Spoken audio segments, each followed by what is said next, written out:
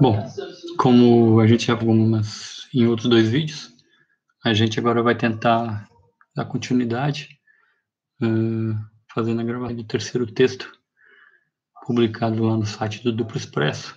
E o texto de hoje vai falar a respeito do doleiro Dario Messer. Esse texto tem como título Sérgio Moro e Dario Messer, o doleiro, o elo perdido e explosivo ligando Lava Jato e Banestado. Esse texto foi escrito pelo Rômulo Maia para o Duplo Expresso, está lá no site, né, do Duplo Expresso, e ele foi publicado no dia 3 de maio. Na verdade, ele foi republicado no dia 3 de maio, porque ele foi publicado originalmente no dia 7 de janeiro, pelo Rômulo, né? Então, o texto diz o seguinte: o nome, como eu já disse, é Sérgio Moro e Dario Messer, o doleiro, o elo perdido e explosivo ligando Lava Jato e Banestado. Segundo fonte nossa, na comunidade de inteligência europeia, os operadores do enterro do escândalo do Banestado, de longe, o maior caso de corrupção de todos os tempos, mais de 134 bilhões de dólares, teriam recebido 0,8% desse montante para operacionalizar o desmonte. Por óbvio, entre os coveiros, necessariamente se encontravam membros do judiciário. Os operadores jurídicos do enterro também teriam, portanto, entrado no rateio desse butim. Ou seja, 0,8% dos 134 bilhões de dólares, nada menos que 1 bilhão e 72 milhões de dólares. Vale lembrar que o juiz Sérgio Moro, na qualidade de juiz de instrução, presidia as investigações então. De maneira inusitada, o maior doleiro do Brasil, Dario Messer, foi então poupado. Segundo matéria da Folha de São Paulo, da época do escândalo do mensalão, Messer teria enviado ilegalmente ao exterior ao menos 1 bilhão de dólares somente entre 98 e 2003. Isso mesmo, Polícia Federal e Ministério Público encontraram movimentação de ao menos 1 bilhão de dólares. E isso apenas durante 5 dos longos anos da carreira do doleiro, que herdou o negócio do pai, esse último já quase centenário, e foragido provavelmente no Uruguai. Vale lembrar que, assim como no caso Banestado, apesar de novamente denunciado, Dario Messer estranhamente, mais uma vez, passou ileso, quase incógnito, pelo mensalão. Ironia, no mensalão, mais uma vez, os nomes Messer e Moro voltam a se cruzar, ainda que tangencialmente. Isso porque o juiz paranaense participou como assistente do julgamento no STF. Disse mesmo que teria chegado a redigir votos da ministra Rosa Weber. Inclusive aquele escandaloso que condenou Zé Dirceu, sem provas, sob a alegação de que a doutrina, a literatura jurídica, assim permite. Nota, apenas segundo esse ghostwriter.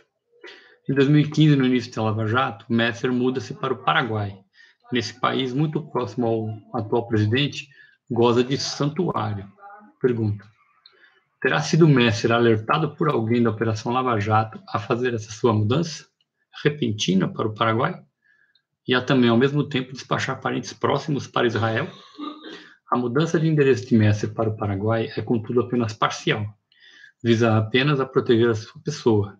Isso porque, embora no Paraguai resida, o centro de suas operações continua sendo o Uruguai, país esse que serve de base das operações da família Messer desde os tempos do pai de Dario, Mórdico Messer. É certo, contudo, que segue sendo fácil supervisionar as operações do Paraguai, uma vez que um voo entre Assunção e Montevidéu leva pouco mais de 1 hora.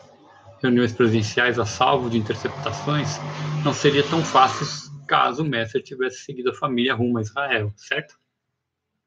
Chegamos então a 2017 e a novo escândalo, o FIFA-Gate. Mais uma vez, Messer é estranhamente poupado. Para além de menção solta na imprensa esportiva, não houve nenhum destaque para o fato de representantes da gigante Nike terem mencionado o nome de Messer em depoimento ao FBI nos Estados Unidos em agosto de 2017. Notem que, ao longo dos anos, Messer seguiu operando sem ser incomodado pela justiça americana, seja no Brasil, seja no Paraguai. Vale lembrar que no país de residência atual, o Paraguai, até base militar americana há. Há indícios, segundo nossas fontes, de que, em troca do salvo-conduto de que goza, Messer seja informante das agências de inteligência americanas, ainda mais atuando no que os americanos sempre consideraram um local sensível para o fluxo de dinheiro frio, a tríplice fronteira Brasil, Argentina, Paraguai. Com parentes abrigados em Israel, possivelmente a cooperação também se estenda à inteligência do país. Israel. Aliás, vale ressaltar que parentes de Messer se mudaram para Israel, justamente no mesmo ano em que Messer partia para o Paraguai, 2015. Largaram para trás no Brasil carreiras promissoras no mundo da finança. Sim, na finança, é claro.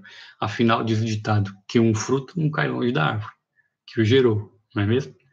Homem-bomba, Messer é o maior pesadelo de Sérgio Moro. Fonte primária nos revela, por exemplo, que nas reuniões de cúpula da Odebrecht, ainda no início da Lava Jato, dizia-se que havia alguém que com muita facilidade poderia parar Sérgio Moro em 2 tempos.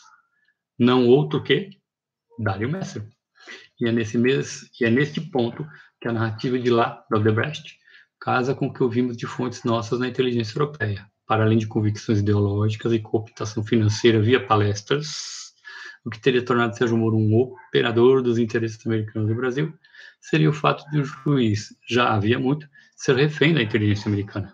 Afinal, os americanos têm também em seu poder o dossiê banestado, possivelmente inclusive em virtude da parceria com o próprio Dario Messer.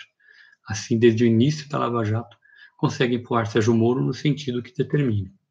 Isso explicaria, por exemplo, um esforço heterodoxo e extremamente artificial para trazer denúncias de corrupção na Petrobras, empresa sediada no Rio de Janeiro, para Sérgio Moro, no Paraná.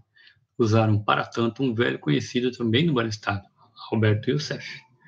Primeira coincidência?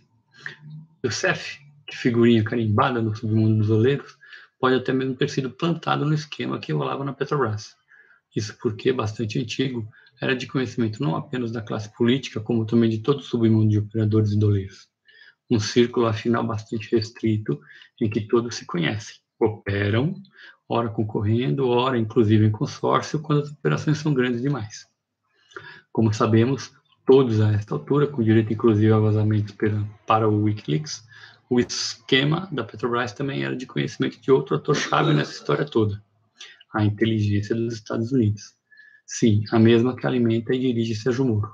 E foi assim, através da fortuita e claramente marginal participação de Youssef num esquema de décadas, que a jurisdição sobre a Petrobras carioca foi atraída para alguém que os americanos já tinham no bolso, Sérgio Moro, o juiz do Paraná. Pensem comigo. De repente, as múltiplas estadias de Moro nos Estados Unidos, após o enterro do caso Banestado, podem ganhar um novo significado, não é mesmo? Os tais cursos de treinamento em lavagem de dinheiro, para além da fachada, que provavelmente até existia, deviam contar, ademais, com, digamos, cadeiras e créditos suplementares clandestinos ministrados pela inteligência americana. A propósito, vale lembrar que mesmo hoje, num mundo em que não há como garantir sigilo absoluto de comunicações remotas, nem mesmo de chefes de Estado, as mais que frequentes idas de Sérgio Moro aos Estados Unidos sempre chamaram a atenção do público atento ao noticiário da Lava Jato.